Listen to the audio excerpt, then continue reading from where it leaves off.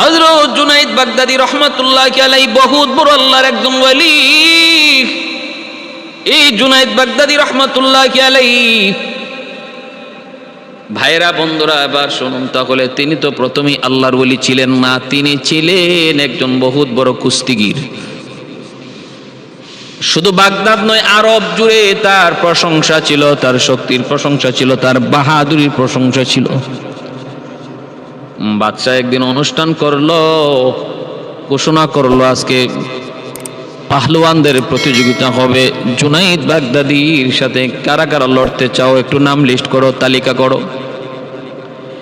একে একে তালিকা করে করে সবাই একে একে জুনাইদ বাগদাদীর সাথে কুস্তিতে প্রতিযোগিতা করার জন্য যত শক্তিধর মানুষ ছিল আরব জুড়ে সবাই হাজির হয়ে গেল। শাহী পুরস্কার দেওয়া হবে যে জিতবে, বাদশার পক্ষ থেকে শাহী পুরস্কার। ভাইয়েরা বন্ধুরা, ওই শাহী পুরস্কারের আশায় সবাই তো এসেছে জুনাইদ বাগদাদীর সাথে তারা লড়বে। একজন একজন করে লড়ে, একজন একজন করে পরাজিত হয়, সামনে টিকতেই পারে না, ধরাশায়ী হয়ে যায় এক ধাক্কাতে। সব হেরে গেল, একজন বাকি রইল। 70 থেকে 80 বছরের একজন বৃদ্ধ, শরীর কাঁপতেছে, একজন মানুষ, গায়ে শক্তি নাই, বড় দুর্বল। ওই মানুষটা কাঁপতে কাঁপতে আইসা বলতেছে, যাবো না, আমি জুনাইদ বাগদাদীর সাথে লড়ব।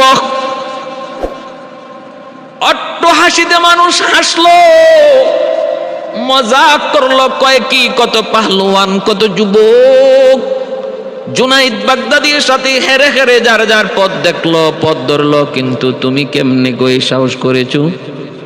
এত বড় সাহস তুমি কেমনে করেছো? নিজের গায়ের দিকে দেখছো নি? নিজের শক্তির দিকে খেয়াল করছো নি? নিজের বয়সের দিকে একটু খেয়াল করছো নি?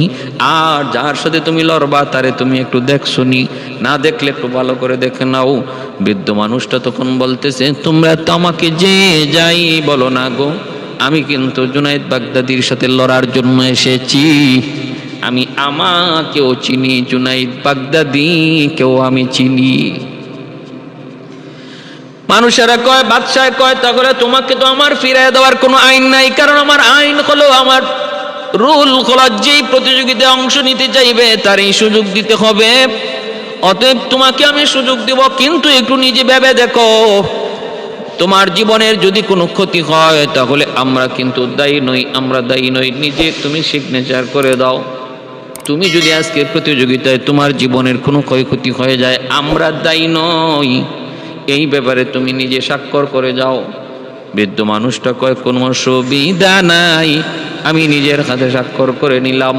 এই বইলা বৃদ্ধ মানুষটা সামনের দিকে যায়। মানুষজন সবাই তো অবাক হয়ে তাকায় রইছে, এ বেটা কেমনে সাহস করলো, দেহ শরীর কেমনে কাঁপতেছে, কেমনে গোজা হয়ে গেছে, পাকা হয়ে গেছে, যাইতেছে এত বড় পাহলওয়ানের সাথে লড়বে, সাহসটা কত বড় একটু খেয়াল করে দেখো। সামনের দিকে তিনি যাইলেন, যা যখন বাইরা বন্ধুরা সামনের দিকে দাঁড়াইলেন, দাঁড়াইয়া জুনাইদ বাগদাদীও সামনে আসলেন, জুনাইদ বাগদাদী কাছে আসলেন। এইবার বৃদ্ধ মানুষটাও তার পাশে গেলেন। যাওয়া মাত্রই দেখা গেল আস্তে আস্তে তাদের মধ্যে একটা কথা হলো। কথাটা কেউ শুনে নাই, শুনেছেন শুধু জুনাইদ বাগদাদী। জুনাইদ বাগদাদী শুনতেছেন, ওই বৃদ্ধ মানুষটা বলতেছে, জুনাইদ, আমি তোমাকে ভালো করে চিনি, কিন্তু তুমি আমাকে ভালো করে চিনো না।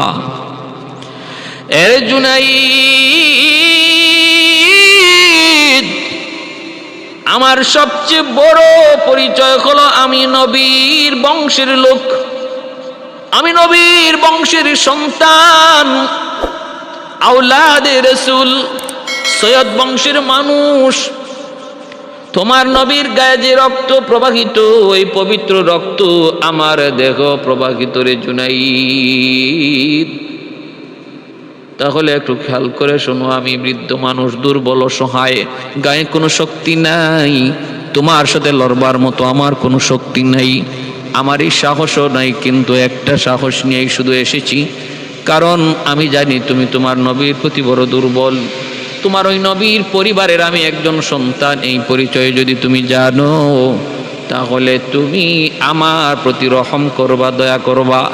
শুধু এক কারণে আজকে 3 দিন হয়ে যায় আমার পরিবার অনাহারে অভুক্ত।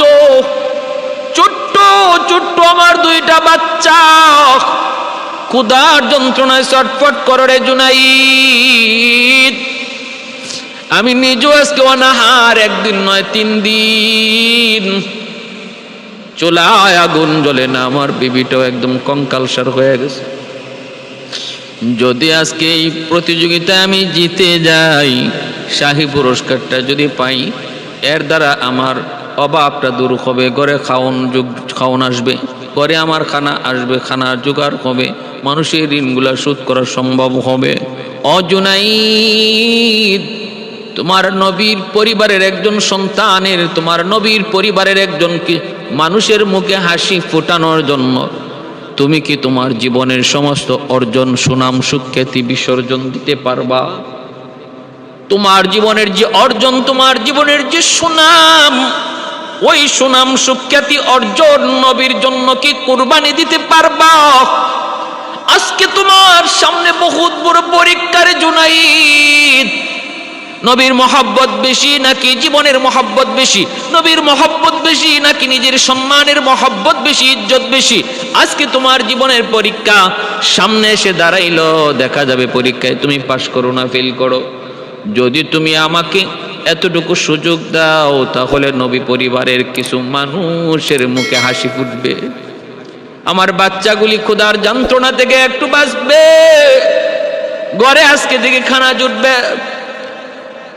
এইবার তুমি ভেবে দেখো, জুনাইদ বাগদাদি এবার নিজের মনকে প্রশ্ন করেন, চোখ দিয়ে দর দর করে জুনাইদ বাগদাদির পানি চলে আসলো, মনটা দিলটা নরম হয়ে গেল।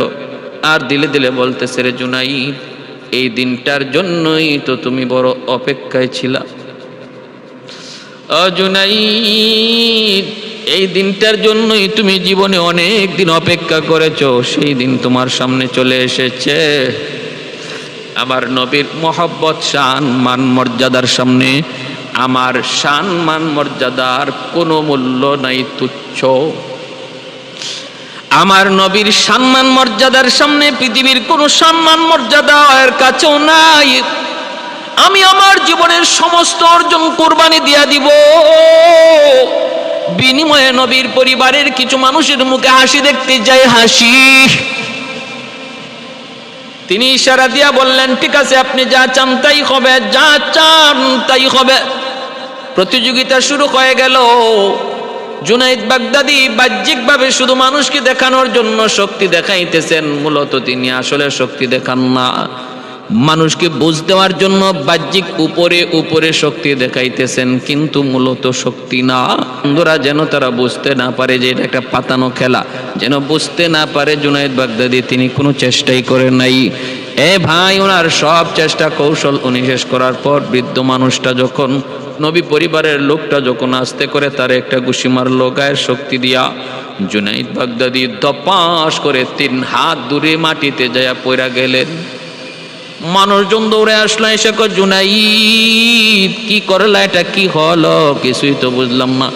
জুনাইদ বলে, তোমরা যারে দেখতেছ কঙ্কাল সার, আমি জানি তার ভিতরে কি পরিমাণ অদৃশ্য শক্তি আল্লাহ দিয়েছি।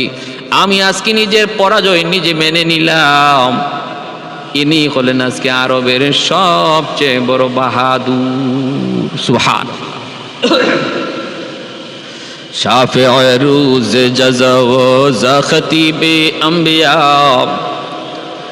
শাফি'উ রুজ জাযা ওয়া খতিবে আম্বিয়া, সাহিবে হাউজ লিওয়া জিল খুদা রুজ আতীদ, সাহিবে হাউজ লিওয়া জিল খুদা রুজ আতীদ, সাহিবে আসরার উনাম মুসে আকবর বরমালা, इल्म उ अज अव्वलिनो आखिरी अंदर मजीद, इल्म उ अज अव्वलिनो आखिरी अंदर मजीद, रहमतुल्लिल आलमी खंदश खुदाउंद करीम, खल्क खुल्को कौल फेलो हदिय सिमते उ हमीद। এই রাতে এইদিকে শাহী পুরস্কার পেয়ে নবীর পরিবারের ওই বৃদ্ধ লোক শাহী পুরস্কার হাতে নিয়ে হাসতে হাসতে খুশি মনে তিনি বাড়ির দিকে রওনা দিলেন। অভাব দূর হলো। এই রাত্রে জুনায়েদ বাগদাদি ঘুমাইলেন। স্বপ্ন যুগে আমার মরুর দুলাল রহমতের নবী মায়ার নবীর সাথে সাক্ষাৎ হয়ে গেল। আল্লাহর নবী ডাক দিয়া বলতেছেন, রে জুনাইদ, আজকে তুমি যে কাজ করেছ, যে কাম করেছ, আমার পরিবারের একজন মানুষের মুখে হাসি দেখার জন্য নিজের জীবনের সমস্ত অর্জন, নিজের জীবনের সমস্ত সুনাম সুখ্যাতি কুরবানি দিয়া দিচ্ছ। শুধু আমার পরিবারের কিছু মানুষের মুখে হাসি ফোটানোর জন্য, তাদের মুখে ক্ষুধা দম, তাদের মুখে খাদ্য দেওয়ার জন্য, ক্ষুধা দূর করার জন্য তুমি যে তাদের হাসিটার বিনিময়ে তাদের হাসির সামনে তোমার জীবনের সমস্ত অর্জন কোরবানি দিয়ে দিছ। এই আমলটারে আমার আল্লাহ এত এত পছন্দ করেছে রে জুনাইদ। আল্লাহ আমাকে জানায় দিছে, তোমাকে শুধু জগতের অলির খাতায় নাম নয়, আল্লাহ জগতের সমস্ত অলিদের সর্দার তোমাকে বানায় দিছি। সুবহানাল্লাহ। জগতের সকল অলিদের সর্দার আল্লাহ তোমারে বানায় দিছে নবী পরিবারের প্রতি এতটুকু মহব্বত দেখানোর কারণে। ভাইয়েরা, বন্ধুরা, জুনায়েদ বাগদাদি এরপরে নিজের এতটাই তিনি ছোট করে ফেলেছিলেন, এতটাই বিনয় তার অন্তরের মধ্যে এসেছিল যে মসজিদের ভিতরে একদিন বলা হচ্ছে সবচেয়ে নিকৃষ্ট মানুষটাকে মসজিদ থেকে বের হও। দেখা যায় সাধারণ মানুষের ভিতর থেকে জুনায়েদ বাগদাদি সবার আগে মসজিদ থেকে বের হয়ে যাচ্ছেন। ওনার পীর সাহেবকে জানানো হলো জুনায়েদ এরকম করেছে। পীর সাহেব বলতেছে, এই আমলটাই জুনায়েদকে জুনায়েদ বানাইছে, জুনায়েদকে জুনায়েদ বানাইছে। সে তো নিজের ভিতরে যত অহংকার, নিজের ভিতরে যত আমিত্ব, নিজের যত বড়াই, সব সে আল্লাহ এবং রসুলের সামনে একদম কুরবানি দিয়ে দিছে। তার জীবনের সমস্ত অর্জনটারে মুহূর্তের ভিতরে ধুলায় মিশাই দিছে আল্লাহর নবীর খাতিরে। এজন্য আল্লাহ তারে এত মাকাম, এত মর্যাদা, এত উঁচু আসন আল্লাহ তারে দান করেছে। প্যারে হাজিরিন, এজন্য আসুন আমরা আমাদের দিল দিয়া, আমরা আমাদের মন দিয়া নবীকে, নবী পরিবারকে মহব্বত করি, নবী পরিবারের প্রতি আমাদের শ্রদ্ধা রাখি, এবং আল্লাহর নবীর সম্মান এবং নবী পরিবারের উপরে যদি কেউ কটাক্ষ করে, তখন আমার গায়ে যদ্দূর শক্তি আছে, প্রতিবাদের যদ্দূর ভাষা আছে, প্রতিবাদের যত ক্ষেত্র আছে, সমস্ত ক্ষেত্র থেকে, সমস্ত ভাষা দিয়ে, সমস্ত লিখনি দিয়ে আমরা দুশ্মনের মোকাবেলা করতে প্রস্তুত থাকব, যেন হাসরের মাঠে আমার নবীর শাফাত পাই। আল্লাহ আমাদের সবাইকে আমল করার তৌফিক দান করুন। আল্লাহ পাক রব্বুল আলামিন কি পরিমাণ মহব্বত, কি পরিমাণ ভালোবাসা নবীকে এবং নবী পরিবারকে আল্লাহ নিজে করতেন। একটা ঘটনা শুনুন। আর ফুল এক সূর্য নবুয়তের আকাশে প্রয়োজন ছিল, এজন্য আল্লাহ পাক রব্বুল আলামিন নবীকে পাওয়ারফুল এক নবী বানিয়া দুনিয়ার অন্ধকার দূর করার জন্য আল্লাহ পাঠাইলেন। ভাইরা, বন্ধুরা, দেখুন তো দেখি, 1-2 বছর নয়, 500 বছর চলে গেছে। মানুষজন কেমন করে আল্লাহকে চিনবে, আল্লাহকে চিনবে? মুসা আলাইহিস সালাম 40 দিনের জন্য মাত্র তিনি কওমকে ছেড়ে তিনি তুর পাহাড়ে গিয়েছিলেন, তুর পাহাড়ে। তাও আবার ভাই হযরত হারুন আলাইহিস সালামকে স্ট্যান্ডিং দাঁড় করায় রেখে গেছেন। এরপরও তিনি আইসা দেখেন কওম মূর্তি পূজা শুরু করে দিয়েছে, গরুর পূজা শুরু করে দিয়েছে। কয়দিন অনুপস্থিত? মাত্র 40 দিন। সেখানে যদি পৃথিবীর মানুষ 1-2 বছর নয়, 500 বছর নবী নাই, নবী শূন্য পায়, তাহলে কেমন করে আল্লাহকে চিনবে, আল্লাহর পরিচয় পাবে? অন্ধকারে তামাম দুনিয়া ভরপুর। এ ভাই, অমাবস্যার অন্ধকারেই তো কিছু দেখা যায় না। বলুন তো দেখি, চাঁদ আকাশে কয়দিন থাকে? ভাইরা, বন্ধুরা, যদি আরবি মাস 29 হয় তাহলে চাঁদ 2 দিন অমাবস্যা থাকে, 2 দিন অন্ধকার থাকে, 2 দিন থাকে না। আর যদি আরবি মাস 30 হয় তাহলে 1 দিন চাঁদ অনুপস্থিত থাকে। ভাইরা, বন্ধুরা, জন্য বলতেছি, অমাবস্যার অন্ধকারে দেখবেন কিছু দেখা যায় না, হাত দিলে পরে নিজের হাতটা পর্যন্ত দেখা যায় না। এমন একটা অমাবস্যার অন্ধকারে তামাম দুনিয়ার মানুষ পড়লো। কিসের অন্ধকার? কয়টা? হেদায়েতের আলো না থাকার অন্ধকার। আল্লাহ পাক রব্বুল আলামিন তার নবীকে পাওয়ারফুল এক বাতি বানিয়ে আল্লাহ দুনিয়া পাঠিয়ে দিলেন। বাইরা বন্ধুরা, নবী আয়েশা উম্মতকে সুসংবাদ দেন জান্নাতের, আবার কখনো জাহান্নামের ভয়ভীতি দেখান। আমার নবী হলেন বাশীরা ওয়া নাযীরা। বাশীর শব্দের অর্থ হলো সুসংবাদদাতা, নাযীরা শব্দের অর্থ হলো ভয়ভীতি। আল্লাহর নবী জান্নাতের সুসংবাদ দেন, আবার জাহান্নামের ভয় ভীতিও তিনি শোনান, যাতে করে মানুষ এক আল্লাহকে চিনে আল্লাহর পরিচয় পেয়ে যায়, যেন তারা অন্ধকার থেকে আলোর পথে ফিরে আসে। ভাইরা বন্ধুরা, নবী তখন জান্নাতের সুসংবাদ দিয়ে বলেন, শোনো উম্মতের দল, ভালো করে খেয়াল করে শোনো, মানরা আনি ফিল মানাম ফাকাদ রাআনি। কেউ যদি আমাকে স্বপ্ন যুগে দেখে, সে আমাকে যেন বাস্তবেই দেখলো। আর যে আমাকে বাস্তবে দুনিয়াতে নিজের চোখে ইমানের হালতে দেখলো, তার জন্য জান্নাত ওয়াজিব হয়ে গেল, জান্নাত ওয়াজিব হয়ে গেল। নবীজি জান্নাতের সুসংবাদ দেন। নবী বলেন, আমি জান্নাতে বিচরণ করতে গেলাম, সেখানে যায় দেখি আমার বেলালের পায়ের আওয়াজ আমার আগে আগে। আমি তো অবাক হয়ে গেলাম, বেলাল কখন আমার আগে জান্নাতে ঢুকলো। দুনিয়া আসার পর নবী জিজ্ঞেস করেন, রে বেলাল, কিসের কোন আমলের বদৌলতে জান্নাতে তুমি আমার আগে আগে হাঁটতেছিলে? বেলাল হাবশি কয়, নবী গো, তেমন তো নেক আমল মনে পড়ে না গো নবী, তবে যদ্দূর মনে পড়ে আমি সর্বদা অজুর হালে থাকি। যখনই আমার অজু ছুটে যায়, সাথে সাথে আমি অজু করে তাহিয়াতুল ওয়াজু 2 রাকাত নামাজ পড়ি। আল্লাহর নবী বলেন, রে বেলাল, এই নেক আমলের কারণে আল্লাহর কাছে তোমার এত দাম, এত মর্যাদা, এত সম্মান। আল্লাহ পাক বাড়তি কোনো একটা নেক আমলের দ্বারাই বান্দা আল্লাহ পাকের মায়ার নজরে, নেক নজরে পড়ে। সাধারণ ডিউটি, স্বাভাবিক ডিউটি সবাই পালন করতেছে, ফরজ নামাজ পড়তেছি, ফরজিয়াতগুলি আদায় করতেছি, ওয়াজিবাতগুলি আদায় করতেছি, আল্লাহ পাকের পক্ষ থেকে মালিকের ডিউটি আমরা আদায় করছি। কিন্তু কিছু মানুষ এমন আছে, মালিকের নজরে পড়ার জন্য ওভার টাইমও করে, ওভার ডিউটি করে। যেই মানুষগুলা মালিকের শুধু ডিউটি পালন করা মাকসাদ নয়, নজরে পড়া উদ্দেশ্য, ওরা কিছু বাড়তি কাম করে, বাড়তি আমল করে, বাড়তি আমল করে, বাড়তি ডিউটি পালন করে, তখনই মালিকের নজরে পড়ে, মায়ার নজরে পড়ে যায়। আল্লাহ পাক রব্বুল আলামিনের মায়ার নজরে, নেক নজর, মায়ার নজর, রহমতের নজরও দুনিয়ার জগতে কিছু মানুষ অতিরিক্ত কিছু নেক আমলের দ্বারা আল্লাহর মায়ার নজরে পড়ে যায়, আল্লাহর মায়ার নজরে পড়ে যায়। এজন্য আল্লাহর নবী, রহমতের নবী বলেন, বেলাল, ওই আমলটাই তোমাকে এত দূর পর্যন্ত পৌঁছায় দিছে, এত দূর পর্যন্ত তোমারে পৌঁছায় দিছে। এ ভাই, এজন্য খেয়াল করে, লক্ষ্য করে, মনোযোগ দিয়ে শুনুন। আল্লাহর নবী, রহমতের নবী বলেন, শুধু তাই নয়, আমি জান্নাতে ঢুকলাম, ঢুইকা দেখি একজনের কোরআন তিলাওয়াতের আওয়াজ। ফাদাখালতুল জান্নাতা ওয়া সামি'তু কিরাআতান। আমি জান্নাতের ভিতরে ঢুকলাম, মেরাজের রজনীতে জান্নাতের ভিতরে ঢুকলাম, সাথে আমার জিবরাইল। আমি দেখলাম কোরআন তেলাওয়াতের আওয়াজ। আমি ভাই জিবরাইলকে জিজ্ঞেস করি, ভাই জিবরাইল, মান হুয়া, কে এইভাবে কোরআন তেলাওয়াত করে? যদি সে আমার উম্মত না হতো তাহলে তাওরাত পড়তো, ইঞ্জিল তেলাওয়াত করতো। কিন্তু না, তেলাওয়াত তো ইঞ্জিলের তেলাওয়াত নয়, তেলাওয়াত তো তাওরাতের তেলাওয়াত নয়, তেলাওয়াত হলো কোরআন তেলাওয়াত। তাহলে তো সে আমার উম্মত। কে সেই মানুষ?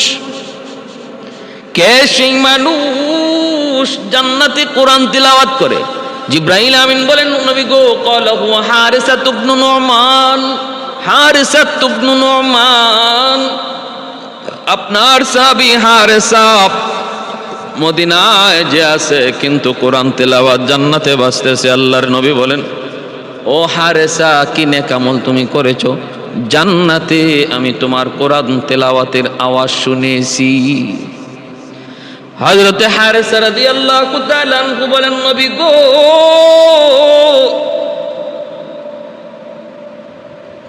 আমার বৃদ্ধা মা ঘরে আছেন, আমি বাহির থেকে খানা নিয়ে যখনই ঘরে ঢুকে আমি মার রুমে আগে যাইতাম, মার রুমে আগে ঢুকি, বিবি বাচ্চার কাছে আমি আগে যাই না, আগে মায়ের রুমে ঢুকি। আমি আমার মাকে নিজের হাতে খাওয়াই, মাকে নিজের হাতে গোসল করাই। আমি আমার মার যাবতীয় খেদমত নিজের হাতে করি, কাউকে দিয়ে করাই না। কারণ নবী গো, আমি একটা জিনিসই বুঝেছি, আপনি নিজে বলেছেন উম্মতের দল যত খেদমতি মায়ের করো না কেন, কিন্তু মায়ের ঋণ কোনোদিন শোধ হবে না রে, মায়ের ঋণ কোনোদিন শোধ হবে না। নবী বলেন যত খেদমতি মায়ের করো না কেন, মায়ের ঋণ শোধ হবে না। সাহাবী বলেন নবী গো, শিশুকালে আমার মা আমাকে যেইভাবে খেদমত করেছেন আমি তো ওইভাবে খেদমত করতেছি, কেন ঋণ শোধ হবে না? মা আমাকে তুলায় তুলায় খাওয়াইছেন, আমিও মাকে তুলায় তুলায় খাওয়াই। নবী গো, মা আমাকে গোসল করাইছেন, আমিও মাকে নিজের হাতে গোসল করাই। মা আমাকে খাওয়াইছেন, ঘুম পাড়াইছেন, আমিও এখন মাকে নিজেই ঘুম পাড়াই। ইয়া রাসূলুল্লাহ, প্রস্রাব পায়খানা করেছি শিশুকালে, মা নিজের হাতে পরিষ্কার করেছেন, কেউ কাছে আসে নাই, মা কাছে এসেছেন। আজ আমার বৃদ্ধা মা, তারও আমি নিজের হাতে খাওয়াই, নিজের হাতে গোসল করাই, নিজের হাতে তেল মালিশ করে দিই, নিজের হাতে আমি তার বিছানা করে দিই। শুধু তাই নয় গো নবী, আমি নিজের হাতে আমার মার প্রস্রাব পায়খানা পরিষ্কার করি। আমি পারি আমার স্ত্রীকে দিয়ে করাইতাম, কিন্তু করি না। মানুষ রাখিয়া আমিও এই খেদমত করাইতে পারি, কিন্তু করাই না, নিজের হাতে করাই। কারণ আমার মা আমার জন্য কত কষ্ট করেছেন, আমার মা আমার এমন খেদমত জীবনভর করেছেন। কত রাত মা আমার মাথার পাশে দাঁড়ায় দাঁড়ায় না ঘুমায়া তিনি রাত কাটাইছেন। এই চিন্তা করে আমি মায়ের খেদমত নিজে করি, কাউকে দিয়ে করাই না। নবী গো বলুন, খেদমত, মায়ের খেদমতের ঋণ শোধ হলো কি হলো না? আল্লাহর নবী বলেন, সাহাবী, কোনো দিন হয় নাই, কোনো দিন মায়ের ঋণ শোধ হয় নাই, সমানে সমানে হয় নাই, 19-20 হয় নাই, এখনো আকাশ পাতাল তফাৎ রয়ে গেছে। সাহাবী জিজ্ঞেস করেন, নবী গো কেমন করে আকাশ পাতাল তফাৎ? আমার তো বুঝে পড়ে না, একটু বুঝায় দেন। নবী বলেন, তাহলে বুঝো। মা যেদিন তোমার খেদমত করেছে, ওই দিন মায়ের অন্তরে ছিল তোমার লম্বা হায়াতের দোয়া, লম্বা হায়াতের দোয়া। ওই দিন মা তোমার প্রস্রাব পায়খানা পরিষ্কার করেছে, হাতের মধ্যে ছিল তোমার নাপাক, কিন্তু অন্তরের ভিতরে, দিলের ভিতরে ছিল তোমার জন্য লম্বা হায়াতের দোয়া, লম্বা হায়াতের দোয়া। চেহারার মধ্যে বিন্দু পরিমাণ বিরক্ত ছিল না, হাসি খুশি তোমার খেদমত গুলা করেছে, হাসি খুশি তোমার প্রস্রাব পায়খানা পরিষ্কার করেছে। একবার নয় 10 বার মা পরিষ্কার করেছে, 10 বারই অন্তরে দোয়া করেছে, আল্লাহ গো আমার মানিকের লম্বা হায়াত দিও, আল্লাহ আমার মালিক রে তুমি লম্বা হায়াত দিও, লম্বা হায়াত দিও, ওলি বানায়ো, বাদশা বানাইও। এইভাবে তোমার মা তোমার জন্য দোয়া করেছে। আজকে তুমি তোমার মায়ের জন্য সেবা করতেছো ঠিক, কিন্তু মায়ের জন্য লম্বা হায়াতের দোয়া নাই। তোমার অন্তরে হলো মা বৃদ্ধ হয়ে গেছে, অসুস্থ হয়ে পড়েছে, বিছানায় শুয়ে পড়েছে, আর কি মা উঠবে? মার সেবার কতদিনই বা করব? কোন দিন জানি মা দুনিয়া থেকে বিদায় হয়ে যায়। তোমার অন্তরে হলো মা কোন দিন জানি বিদায় হয়ে যায়। খেদমত বেশি দিন হয়তো করা লাগবে না, কিন্তু তোমার মায়ের অন্তরে ছিল তোমার লম্বা হায়াতের দোয়া। জীবনভর যদি তোমার খেদমত করতে হতো, মা দুঃখিনী তাতে রাজি ছিল। অতএব খেদমতের ধরন যদিও এক, কিন্তু দিলের হালত আকাশ পাতাল তফাত। খেদমতে মা দর পে দর কুন সুবহ শাম, খেদমতে মা দর পে দর কুন সুবহ শাম, তাকে বাসি দর্দ আলম নেকো নাম, তাকে বাসি দর্দ আলম নেকো নাম। ওই হারিস ইবনে নুমান কয়, নবী গো আমিও বাহির থেকে যখন ঘরে ঢুকি, সবার আগে আমার মায়ের রুমে ঢুকি, ঢুকে আমার মায়ের যা প্রয়োজন ওই প্রয়োজনটা আগে পূরণ করি, খাবার যা সাথে করে নিয়ে আসি ওই খাবারটা আমি মাকে আগে খাওয়াই, পিছনে আমার সন্তান আমার সন্তান পিছনে ক্ষুধার যন্ত্রণায় কখনো কখনো আমার পা জড়ায় জড়ায় কান্দে, কিন্তু এরপরও আমি আমার সন্তানকে আগে খাওয়াই না, আগে আমার মাকে আমি আগে খাওয়াই, আমার মাকে আমি আগে খাওয়াই, মা খাওয়ার পর তারপরে বিবি বাচ্চারা খাওয়াই। এইভাবে আমার চলতেছে আল্লাহর নবী। নবী বলেন যালিকাল বীর, যালিকাল বীর। নবী বলেন যদি তোমরা কোনো এক সন্তান দেখতে চাও, মা ভক্ত সন্তান দেখতে চাও, তাহলে এই সন্তানের দিকে তাকাও, আমার হারেসার দিকে তাকাও, হারেসার দিকে তাকাও। ভাইরা বন্ধুরা, জন্য বলতেছিলাম আল্লাহর নবী রহমতের নবী উম্মতকে সুসংবাদ দিয়েছেন, রে উম্মত, কি করলে পরে তুমি জান্নাতি, কোন কাজের দ্বারা তুমি জান্নাতি। নবী তোমাকে সুসংবাদ দিয়েছেন। আল্লাহর নবীর একটা সুসংবাদ শুনুন। নবী একদিন বলতেছেন, তোমাদের ভিতরে এমন কোন মানুষ আছে যে 4টা আমল একসাথে করবে, যে 4টা আমল একসাথে করেছে, এমন কে আছে? আল্লাহর নবী জানতে চাইলেন তোমাদের মধ্যে এমন কে আছে? মান আসবাহা মিনকুমুল ইয়াওমা, মান আসবাহা মিনকুমুল ইয়াওমা, তোমাদের মধ্যে এমন কোন মানুষটা আছে যে আজকে রোজা রাখছে? একটু বলো, কে আছো এমন যে আজকে রোজা রাখছো? এমন একটু বলো। আল্লাহর নবী সাহাবী হযরত আবু বকর সিদ্দিক রাদিয়াল্লাহু তাআলা আনহু বলেন, ক্বাল আবু বকর আনা, ওগো নবী আমি রোজা রাখছি। মান আসবাহা মিনকুমুল ইয়াওমা, আল্লাহর নবী রাসূল, আল্লাহর নবী রহমতের নবী যখন জানতে চাইলেন রোজা কে রাখছো, আবু বকর সিদ্দিক বলেন আমি। এরপরে নবী বলেন মান আসবাহা মিনকুমুল ইয়াওমা সাইমা, কে আছো এমন তোমাদের মধ্যে যে আজকে রোজা রাখছো? আবু বকর বলে ক্বাল আনা। মান আসবাহা মিনকুমুল ইয়াওমা জানাজা, কে আছো এমন যে আজকে একটা জানাজার নামাজ পড়েছো? আবু বকর বলেন ক্বাল আনা। আল্লাহর নবী বলেন মান আসবাহা মিনকুমুল ইয়াওমা, মান আদা মিনকুমুল ইয়াওমা মারিযা, কে আছো এমন আজকে একজন অসুস্থ মানুষের সেবা করেছো? ক্বাল আবু বকর আনা। নবী বলেন মান আতআমা মিনকুমুল ইয়াওমা মিসকিনা, কে আছো এমন তোমাদের মধ্যে আজকে একজন মিসকিনকে খানা খাওয়াইছো? আবু বকর ক্বাল আবু বকর আনা। আল্লাহর নবীকে আবু বকর সিদ্দিক বলেন নবী গো আমি। এইবার নবী বলেন দেখো 4টা আমল একসাথে জমা হয়েছে। যার জীবনে একদিনে একই টাইমে যার জীবনে 4টা নেক আমল জমা হয়েছে, আমি নবী ঘোষণা দিলাম সে জান্নাতি। সুবহানাল্লাহ। ভাইরা বন্ধুরা, তাহলে হাদিসে আমরা পাইলাম যদি তুমি রোজা থাকো তাহলে এইবার 3টা আমল করার চেষ্টা করো। রোজাদার অবস্থায় যদি কোথাও জানাজার আওয়াজ শুনতে পাও, তুমি জানাজায় শরীক হয়ে যাও, তাহলে 2টা আমল হয়ে গেল।